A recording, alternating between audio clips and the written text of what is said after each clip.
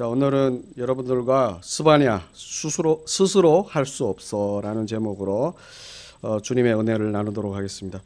자, 오늘 설교가 제가 조금 난해할 수 있어요. 그런데 오늘 말씀 그냥 앞에 부분하고 뒤에 부분이 어쩌면 오늘 전체 설교를 설명하는 거예요. 그래서 여러분들이 잘 이 중간에 이해 안 되시는 부분이 있으시면 앞에 부분과 뒤에 부분으로 제가 충분히 제 설명을 해드리는 거니까 그러니까 여러분들이 그걸로 확실하게 아실 겁니다. 자, 아이들이 가장 좋아하는 이렇게 뽀로로라는 애니메이션이 있습니다.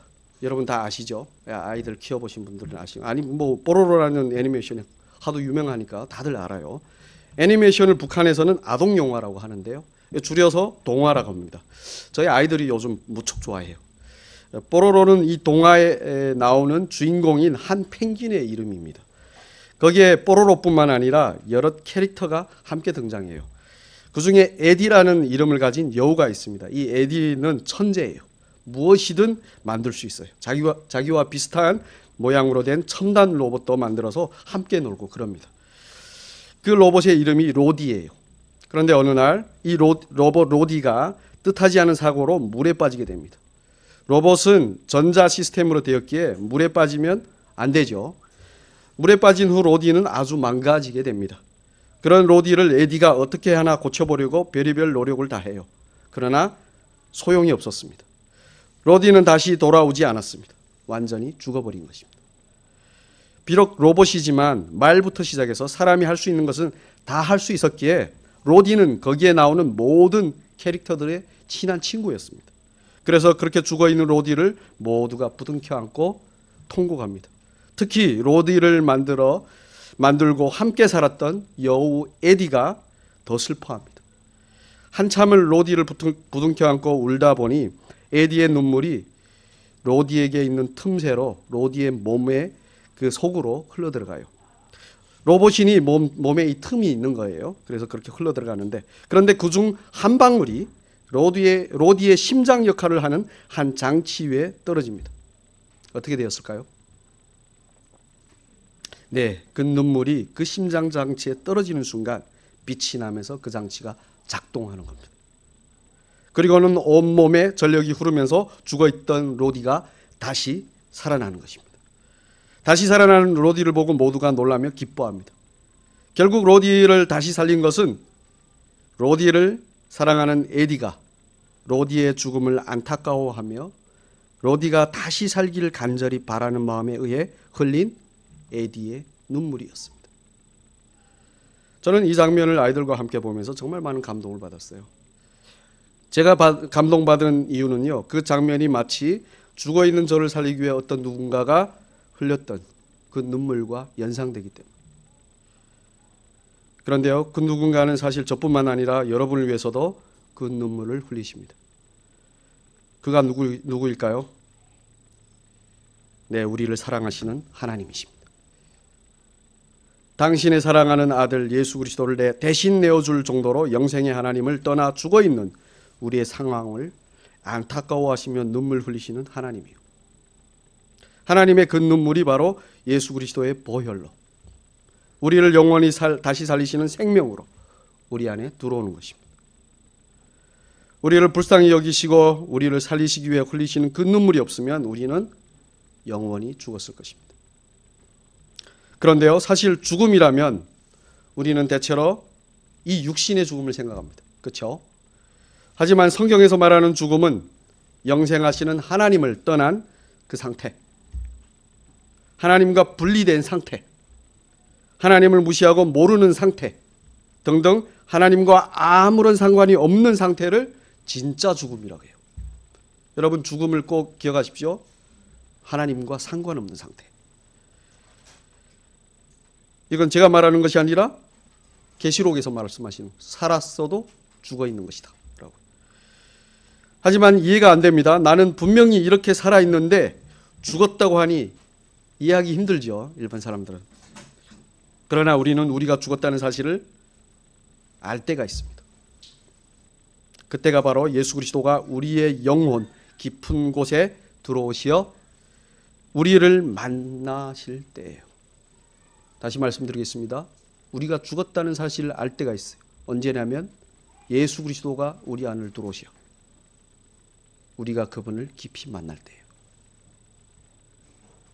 이 죽음이라는 것은요, 이 죄와 같은 것인데, 자, 아까 제가 죽음을 뭐라고 했어요? 하나님을 떠난 상태라고 했죠. 요거를 죄라고도 얘기해요.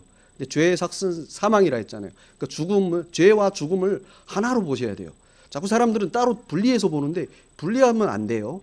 죄가 있으면 반드시 죽는 거예요. 그래서 죄와 죽음을 하나로 보셔야 됩니다. 그래서 예수 그리스도가 우리 영혼 깊은 곳에 들어오시어 우리를 만나실 때 우리는 비로소 우리가 죄인인 걸 아는 거예요. 죽었다는 사실을 아는 겁니다. 제 나이가 지금 40인데요. 공교롭게 오늘이 제 생일입니다. 딱 40주년을 이 세상에서 살았어요. 그래서 지난 40년을 설교 준비를 하면서 쭉 돌이켜 보았습니다. 아플 때도 있었고 힘들 때도 있었고 지독하게 외롭고 고독할 때도 있었습니다. 그러나 그런 속에서도 어떤 낭만을 꿈꾸며 기뻐하고 어떤 목적과 의미를 삶에 부여하면서 열심히 살았습니다. 그런데 20대가 다 지나갈 무렵 한 영국인 교회 수련회에서 인생은 그 자체가 헛되다라는 말씀을 들었어요. 그 말씀을 듣고 너무 황당했습니다. 어떻게 하나 어떤 의미를 찾아서 인생을 한번 제대로 살아보려는 저의 모든 노력이 다 헛된 것이라고 하니 너무 충격이었습니다. 그것도 모든 것을 가졌고 모든 것을 이루었던 솔로몬이라는 왕이 그런 말을 했다는 것입니다. 그가 성경의 전도서를 말했는데요. 전도서의 시작을 이렇게 시작합니다. 전도서 1장 2절에 나오는데요. 오늘 제가 읽어드리겠습니다. 헛되고 헛되며 헛되고 헛되니 모든 것이 헛되도다. 인생의 시작을 이렇게 인생의 정리를 이렇게 하는 거예요. 인생의 모든 것이 다 의미 없다는 겁니다. 의미 없는 인생이면 그것은 죽은 인생이나 마찬가지. 받아들이기 힘들었고 이해하기 힘들었습니다. 그러나 모든 것을 다 가지고 다 이루었다는 자가 그런 말을 했다 하니 그 말이 제 마음속에 계속 남아있는 거예요.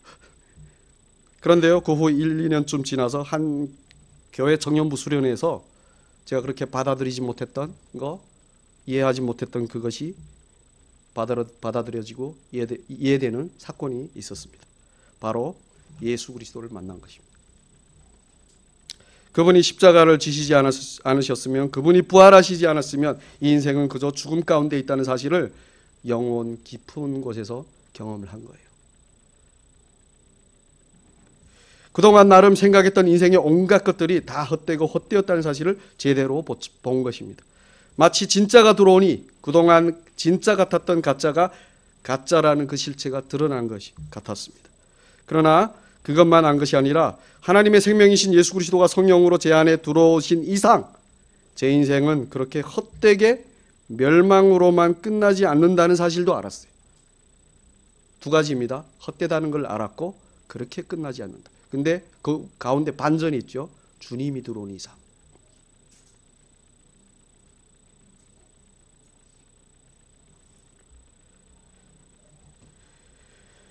예수님이 들어오시기 전에는 예수님의 영생의 하나님과는 전혀 상관없는 헛되고 헛된 죽음 그 자체인 인생이었지만 예수님이 들어오신 후부터는 산 인생, 즉 영생으로 된 인생임을 안 것입니다. 아까 예를 들었던 에디의 눈물의 호의 산 로디처럼 하나님을 떠나 죽어있는 저를 불쌍히 여기시어 눈물 흘리시는 하나님의 긍휼하심과 예수 그리스도의 은혜로 저는 다시 살아난 거예요. 죽었는데 다시 산 거죠. 죽었는데 다시 산 것을 뭐라고 하죠? 다른 말로 부활이라고 합니다. 이는 장차 마지막 날에 있을 그 완전한 부활을 미리 이 땅에서 제가 제 안에서 경험을 한 겁니다. 저만 그런 것이 아니라 여러분 모두가 그렇게 경험하는 것입니다. 경험할 것이고요. 경험했을 것이고요. 예수 그리스도가 들어오시어 함께 하시는 인생이 진정으로 산 인생임을 알게 된다는 것입니다. 그런데요, 그렇게 예수님에 의해 다시 살아난 새 인생은 반드시 하나님을 떠나 죽은 옛 인생을 조금씩 없애버립니다. 성경적인 표현으로는 멸절해버린다고 합니다. 그렇잖아요. 이 생명이 들어오면 죽음은 어떻게 되죠? 사라지잖아요. 생명이 들어오면. 이렇게 하나님의 생명을 가진 진짜 인생을 가졌으니 그 생명이 없는 가짜 인생은 멸절해야 되는 거예요. 그래서 오늘 본문 말씀에서 멸절이라는 단어가 여러 번 나오는 거예요. 여러분 아까 읽으실 때 제가 빨간 글로 표시를 했죠. 온통 멸절이라는 단어예요. 진멸이나 멸절이나 다 같은 의미예요. 그러면 누가 누구를 멸절하는 거죠? 멸절하신다고 하시는 거죠? 네, 하나님이 사람을, 더 나아가 당신의 백성을 멸절하신다고 하는 겁니다. 그러면 하나님은 왜 당신의 백성을 멸절하실까요? 그리고 어디를 멸절하실까요? 네, 하나님은 당신의 백성이지만 하나님 당신을 떠나서 만들어내는 모든 죄악, 즉 죽은 행실들을 멸절하시는 거예요. 사람은요, 하나님을 떠나서 만들어낼 수 있는 것은 그저 죽음뿐입니다. 왜냐하면 생명이신 하나님을 떠났으니까. 생명을 떠나서 만들어내는 건 죽음이죠. 떠났으니까 죽은 그 상태인데 만들어내봤자 죽음 그 자체인 거예요. 그런데 하나님의 백성이라면, 하나님의 형상대로 지어진 사람이라면 하나님을 떠나 만들어낸 자기들의 죄악, 즉 죽은 행실들을 스스로 멸절할 수 있어야 되는 거 아닙니까? 그렇잖아요. 하나님 백성이라고 부름받았고 하나님의 형상이라고 하는데. 그런데 문제는 못해요. 사람이. 만약에 스스로 그 죄악들을 멸절할 수 있으면 굳이 하나님께서 하시겠다고 하실 필요 없잖아요. 그 이유는 바로 아무리 하나님의 백성이어도 그 마음이 조금이라도, 진짜 0.0000001mm라도 하나님을 떠나면 사람은 무엇이 산 것이고 무엇이 죽은 것인지를 분별할 수 없기 때문입니다. 그렇잖아요. 캄캄한 데서 뭐가 뭔지 안 보이잖아요. 마찬가지로 빛이시고 생명이신 하나님을 조금이라도 떠나서, 아니면 조금이라도 제쳐놓고 생각하고 말하고 행하는 모든 것은 아무리 좋아 보여도 그것들은 그저 어둠이고 죽음 그 자체인 것입니다. 그런데 더 큰 문제는 그 사실을 사람이 모른다는 거예요. 자기가 만들어내는 모든 것이 하나님을 떠나서 만들었기에 죽은 것이라는 사실을 몰라요. 사람은요, 자기 행실이 잘못되었다는 사실을 모르면 자기 행실이 그저 옳다고 여깁니다. 죽었는데 죽은 줄 모르면 오히려 그게 산 것이라고 여기는 거죠. 그러니 어떻게 스스로 멸절할 수 있겠습니까? 그러면 이런 질문을 할 수 있습니다. 모르면 알게 하면 되지 않습니까? 그게 죽은 거라고 알려주면 되지 않나요? 네, 알려주면 될 것 같죠? 아니요. 사람은 그 마음이 하나님을 떠난 이상 알려줘도 못해요. 왜냐하면 하나님을 떠난 사람은 본능적으로 스스로 살려고 하기 때문에 스스로 멸절할 수 없어요. 자, 사람이 살려는 본능이 그 행위가 죽었다는 사실을 알았을 때 어떻게 반응하는지 봅시다. 딱 두 가지로 나타납니다. 먼저는 자기의 행실이 죽었다는 사실을 인정하지 못해요. 그래서 어떻게 하겠죠? 죽었다고 하면, 인정하지 않으면 어떻게 하죠? 지키려고 합니다. 예를 들어서 창세기 4장에 나오는 가인과 아벨의 이야기를 보시면 하나님께서, 제가 이렇게 말씀 구절들을 안 띄울게요. 시간상 이거 말씀 구절 다 띄어서 읽으면 40-50분 해야 됩니다. 그래서 제가 쭉쭉 설명하면서 넘어갈게요. 그래서 가인과 아벨의 이야기를 보시면 하나님께서 가인의 제사를 받지 아니하시고 아벨의 제사를 받으시니 그것을 인정 못한 가인이 어떻게 하죠? 분노하잖아요. 그렇죠? 그래서 하나님께서 그렇게 하는 것이 죄인이 그 죄를 다스리라고 가인에게 알려주십니다. 다스리라고 하신 말씀은 그 죄를 멸절하라는 거예요. 스스로 해결하라는 겁니다. 그러나 하나님을 이미 떠난 가인은 그 죄를 스스로 멸절할 수 있었을까요? 없었습니다. 오히려 자기가 인정받지 못한 이유가 동생 아벨 때문이라고 여겨 아벨을 어떻게 하죠? 돌로 쳐 죽입니다. 그게 자기를 스스로 지키는 거로 여긴 거예요. 그리고 예수님이 이 땅에 오셨을 때도 마찬가지입니다. 예수님이 유대인들의 종교 행위가 죽은 것이라고 하셨을 때 그들에게 어떻게 했죠? 네, 주님 맞습니다 라고 했나요? 아니요. 뭐야, 네가 뭔데 우리 행실이 죽었다고 해? 너나 죽어봐라 하면서 예수님을 죽였잖아요. 그런데 유대인들이 종교 행위가 우리와 다를까요? 아니요. 같아요. 모습은 달라도 그 속성은 같아요. 그래서 우리가 잘 살고 있는데 잘하고 있는 것 같으면 누가 와서 잘하고 잘 살고 있는데 누가 와서 잘못 산다 잘못한다고 하면 어떻게 하죠? 싸우잖아요. 그 사람. 네가 뭔데? 네가 옳니? 내가 옳네 네가 틀렸네라고 싸웁니다. 그리고 여러분이 지금 오랜 세월 나름의 의미를 부여하여 열심히 하고 있는 모든 것을 그 인생을 누가 와서 잘못됐다고 하면 죽은 거라고 하면 여러분들이 쉽게 받아들이시겠습니까? 못 받아들이죠. 심지어 우리의 신앙도 나는 지금까지 예수를 잘 믿고 있었는데 아니야 너 잘못 믿고 있었어 하면 절대로 받아 못 들여요.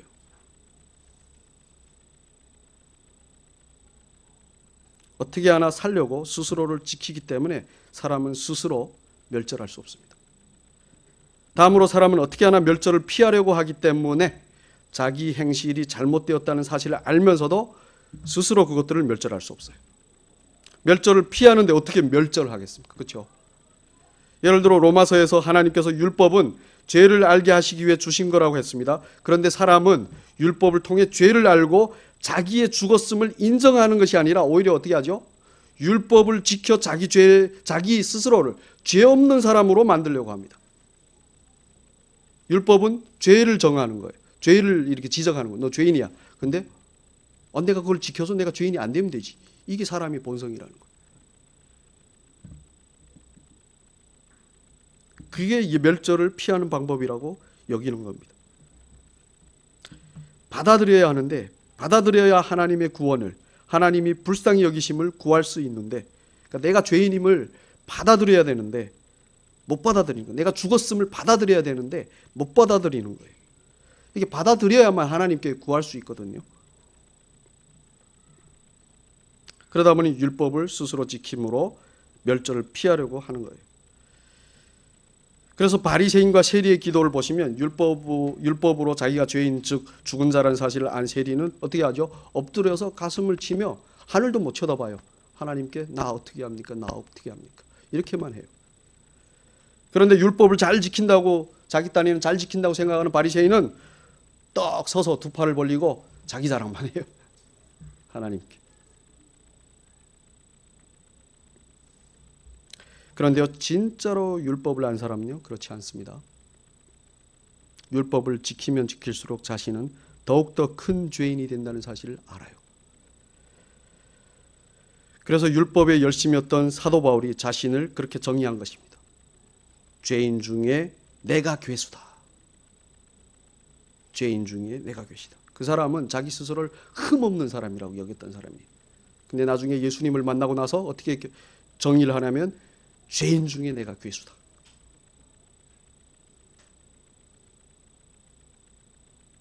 율법을 통해 우리가 아는 것은 바로 내가 죄인이다. 하지만 그렇게 되려면 반드시 하나님이 함께 하셔야 돼요. 그리스도가 우리 안에 들어오셔서 함께 하셔야 됩니다. 그리고 멸절을 피하지 않고 죄와 사망의 그 심판을 받아들여야 돼요. 어떻게 되냐면 내가 죄인입니다. 내가 죽어 마땅합니다. 내가 원래 지옥 갈 놈입니다. 그리고 하나님께 솔직하게 나를 말씀드려야 돼요.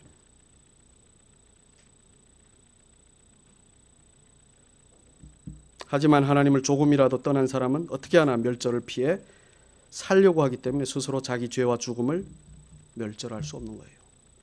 이렇게 말하면 그런 질문을 할 수 있습니다. 그러면 자살하는 사람은 어떻습니까? 자살은 자기를 멸절하는 거잖아요. 지금까지 제가 사람이 스스로를 멸절할 수 없다고 했잖아요. 그럼 자살하는 사람은 자기를 스스로 멸절하는 건데 그건 어떻습니까? 보기에는 자살하는 사람이 스스로를 멸절하는 것처럼 보입니다. 그러나 자살을 자세히 따져보십시오. 사람이 왜 자살하죠? 자기가 처한 상황이 지옥 같으니까. 거기서 벗어나려고. 다시 말하면 살려고 자살하는 거예요. 벗어나려고. 예를 들어 예수님을 은 30에 팔아먹은 제자 가룟 유다를 보십시오. 예수를 팔아먹고 그 죄책감을 못 이겨 거기서 벗어나려고 어떻게 하죠? 목매달아 죽습니다. 자살하는. 예수님 그렇게 하지 않고 만약에 가룟 유다가 자살하지 않고 내가 예수 팔아먹은 놈입니다 주님 저 어떻게 합니까 이러고 있었으면 예수님 부활하셨을 때 어떻게 하셨을까요? 그에게 찾아오셨을 거예요. 그리고 그는 살았을 거예요. 자기가 살겠다고 하다 보니까 죽은 겁니다. 이렇게 사람은 어떻게 하나 멸절을 스스로 피하려 하는 거예요. 심지어 피하려고 자살도 하기 때문에 절대로 스스로 자기의 죄를, 즉 자기 죽음을 멸절할 수 없는 거예요. 스스로 자기 죽을 수 없어요. 그래서 이 세상 사람, 그런데요, 이 세상 사람들이 다 그러고 있습니다. 심지어 하나님의 백성이라는 사람들도 다 그러고 있습니다. 다들 어떻게 하나 멸절되지 않으려고 죽었다 하는데도 그 죽음을 인정하지 않고 그로부터 살려고 스스로를 지키고 피하는 것입니다. 그래서 묵상해 보았습니다. 하나님이 보시기에 그런 사람의 모습은 어떤 모습일까라고요. 그런데 뭐 저도 그런 사람 중에 한 사람이 뭐가 보이겠습니까? 그래서 답답한 마음에 밖으로 나오려고 이 엘리베이터를 탔어요. 근데 거기에 모기 한 마리가 날아다니는 거 보았습니다. 이렇게 추운 날씨에 아직도 모기가 있네라는 생각에 그 모기를 유심히 관찰하였는데요. 아주 삐쩍 골아 있었습니다. 날씨도 춥고 사람들이 옷도 두껍게 입다 보니 이게 피를 빨지 못하니 아주 삐쩍 골아 있는 거예요. 날개짓을 자기 딴에는 열심히 하는 것 같지만 아주 느렸어요. 그래도 어떻게 하나 살아보겠다고 여기저기 날아다니는 그 모습을 보면서 참 불쌍하다는 생각이 들었습니다. 차라리 좀 더 따뜻할 때 하수구를 찾아서 거기 가서 알이나 낳고 죽어버리지. 그럼 이 개고생하지 않을 거 아닙니까? 추운 날씨. 그런데 그런 생각을 하면서 좀 전에 묵상했다던 그렇게 죽지 않겠다고 하는 그 사람의 모습이 이렇게 떠오르는 거예요. 그러면서 그렇게 죽지 않으려고 멸절을 피해 스스로 살겠다고 별의별 짓을 다 하는 하나님을 떠난 사람의 그 처량한 모습이 저 모기 같겠구나라는 생각이 들었습니다. 죽었다고 하는데 스스로 그 죽음을 인정하지 못해 어떻게 하나 스스로 멸절을 하지 않으려고 어떻게 하나 버둥거리며 지키려 하고 피하려 하는 그런 사람의 모습이. 그러면서 이런 정의를 내렸습니다. 사람은 스스로 살지 못하지만 또한 스스로 죽지도 못하는구나. 이건 제가 내린 정의가 아닙니다. 성경에서 말씀하시는 거예요. 하나님이 모든 만물의 시작이요 끝이라고 하셨어요. 사람이 살고 죽는 것은 하나님에게 달렸다는 거예요. 그러니 사람은 스스로 살 수도 죽을 수도 없는 겁니다. 그래서 우리는 살았네 죽었네를 우리 스스로 판단하면 안 돼요.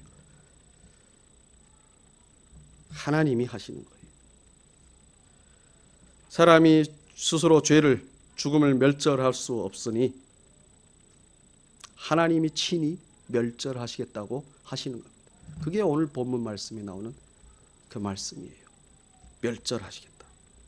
왜냐하면 그대로 두면, 멸절시키지 않고 그대로 두면 영원히 하나님을 떠나 멸망하기 때문입니다. 그러면 하나님은 어떤 방법으로 죄와 죽음을 멸절하실까요? 죽음이 멸절되는 방법은 바로 생명이 그 속으로 들어가는 거예요. 죽어있는 우리 안으로 하나님의 생명이 들어오는 거예요. 그럼 그게 멸절이에요. 죽음의 멸절. 좀 더 자세히 말하면 일단 육신은 우리가 다 알듯이 어떻게 되죠? 늙어서, 병들어서, 사고 나서 아니면 어떤 재해로 다 죽어요.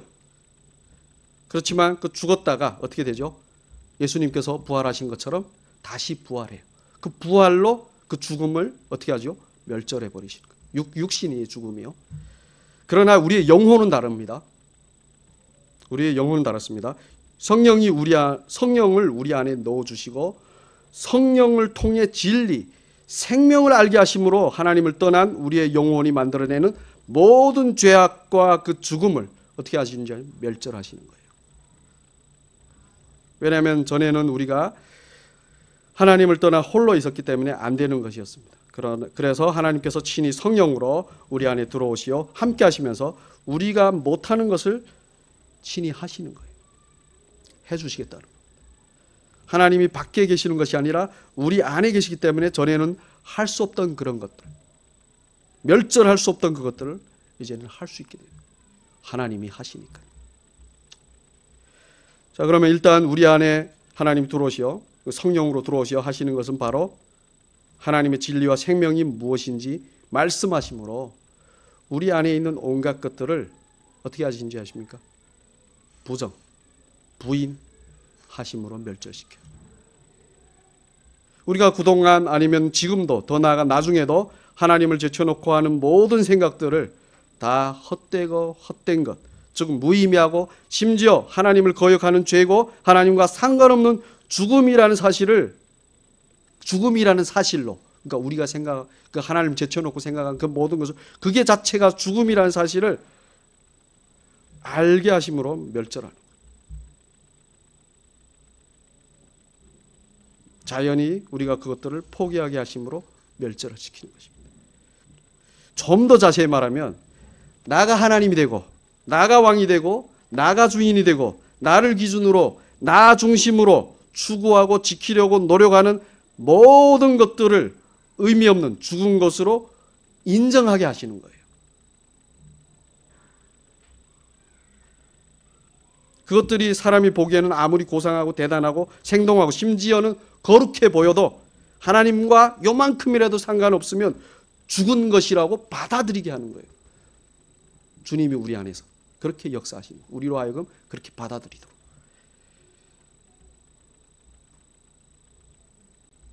그리고 그것들을 썩은 동아줄 버리듯이 포기하게 합니다. 그런 다음 하나님께서 말씀하신 진리를 붙들게 하십니다. 자, 보십시오. 이게 썩은 동아줄이 있습니다. 이걸 멸절하는 방법이 뭐죠?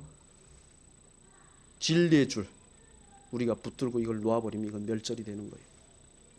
예전에는 우리가 이걸 붙들고 있었어요. 근데 진리의 영생의 그 줄, 성령의 매는 줄, 그걸 붙들면 어떻게 되는 거죠? 자연히 썩은 동아줄은 멸절이 되는 거예요. 그런 식으로 우리 안에 있는 그 죽음을 멸절하시는 거죠.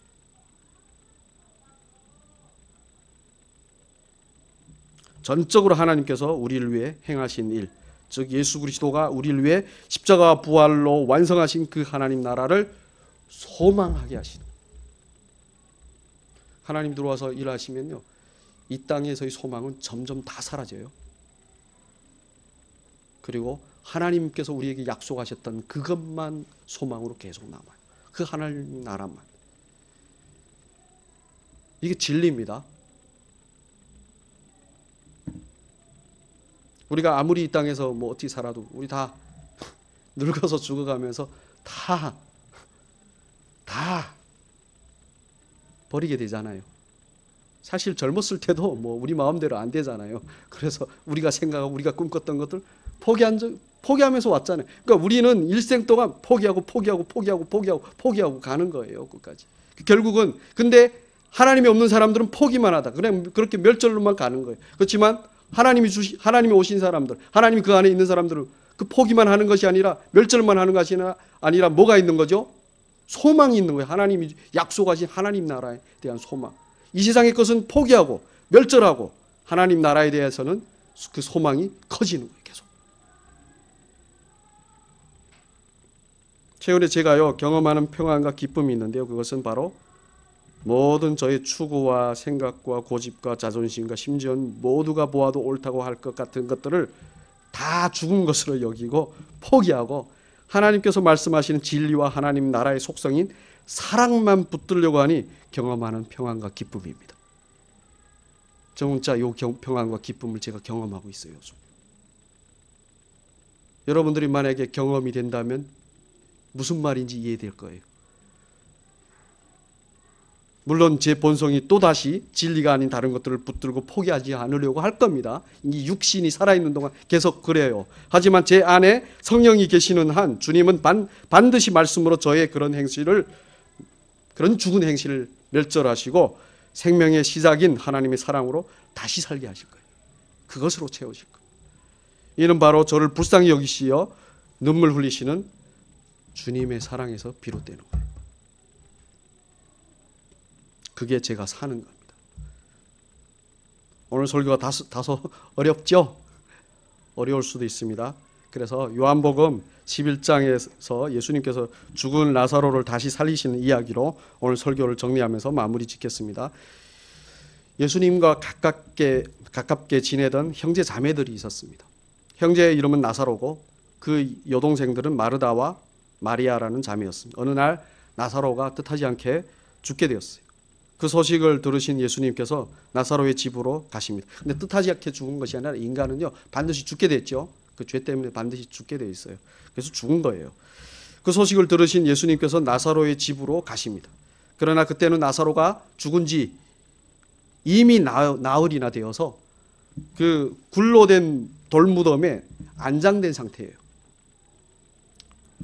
예수님이 도착하시자 나사로의 여동생들은 예수님을 붙들고 울면서 왜 이제야 오시냐고, 계셨으면 죽지 않았을 우리 오빠가 죽었다고 원망하면서 울기만 합니다. 그래서 예수님이 그들에게 나는 부활이요 생명이니 나를 믿는 자는 죽어도 살겠고 살아서 믿는 자는 영원히 죽지 않을 것이라고 하십니다. 그러나 그들은 믿지 않아요. 계속 울기만 해요. 그런 그들을 보시면 예수님도 비통해 하시며 눈물을 흘리셨습니다. 예수님께서 눈물을 흘리신 이유는 바로 사랑하는 자들이 죽는 것을 불쌍히 여기심과 동시에 부활이요 생명으로 오신 예수님을 믿지 못하는 사람들의 그 처지를 안타까워하심 때문에 눈물 흘리시는 거예요. 그래서 예수님 나사로의 무덤으로 가시어 이미 죽은 지 나흘이나 되어 냄새까지 나는 나사로에게 이렇게 말씀하십니다. 나사로야 나오너라. 그랬더니 죽은 지 나흘이나 되는 나사로가 다시 살아서 무덤에서 나와요. 이 이야기를 통해 우리가 알게 되는 것은 바로 두 가지입니다. 먼저는 죄와 사망으로 스스로 어떻게 할 수 없어서 그대로 죽을 수밖에 없는, 부활이요 생명이신 주님이 오셨는데도 믿지 못하는, 죽음 앞에서는 아무것도 할 수 없는 사람의 그 처지를 불쌍히 여기시어 눈물을 흘리시는 주님의 그 사랑이 죽은 사람을 다시 살리셨다는 거예요. 그 사람의 죽음을 멸절하셨다. 그리고 사람을 살리셨다. 다음은 죽어있는 사람이 다시 살아난 유일한 방법인데요. 다른 것이 아닙니다. 바로 주님의 입으로부터 나온 말씀으로 다시 살았다는 거예요. 나사로야 나오너라 라고 하신 주님의 말씀에 나사로는 다시 살아난 것입니다. 다른 것으로 살아난 게 아니잖아요. 나사로야 나오너라 하니까 살았어요. 죽어 있었던 나사로는 스스로 할 수 있었던 것이 아무것도 없었습니다. 그렇잖아요. 죽은 자가 뭘 하겠습니까? 우리가 다 죽었다고 우리의 자아 인식을 가지고 있으면 우리는 할 수 있는 것이 아무것도 없어요. 오직 부활이요 생명이신 주님만이 말씀으로 우리를 살릴 수 있는 겁니다.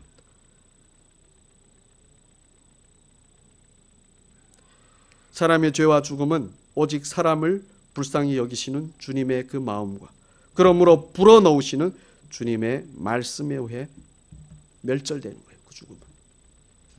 그러니 우리가 해야 할 것은 바로 주님의 그런 마음을 어떻게 하는 거죠? 아는 것이고 주님의 진리의 말씀을 듣는 것입니다.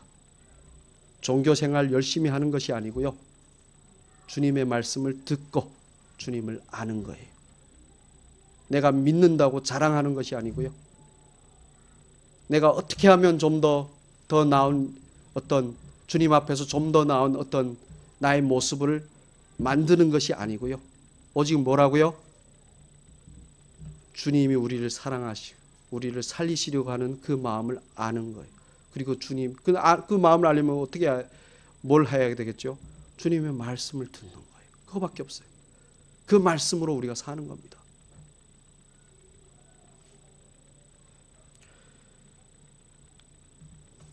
그 말씀은 이미 양날의 검이 되어 우리 안에 있는 죄, 즉 하나님과 상관없는 헛된 것들, 즉 죽은 온갖 것들을 향해 칼질, 즉 멸절을 시작하고 계세요. 우리 안에서.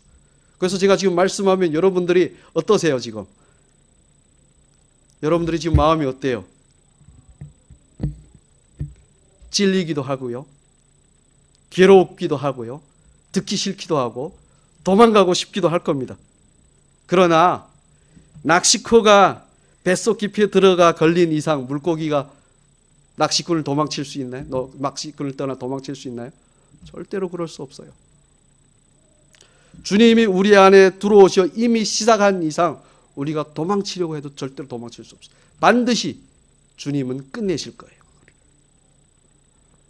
그러니 우리는 마치 수술대에서 의사의 손에 자신을 맡기고 의사가 수술을 끝내길 기다리는 환자처럼 주님께 우리를 맡기고 주님의 말씀을 들으면서 주님이 그 멸절을 끝내시는 그날을 소망하면 되는 거예요.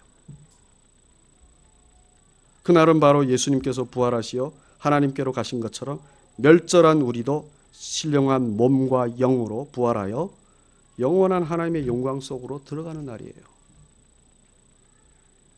영생의 낙원으로 가는 날이죠.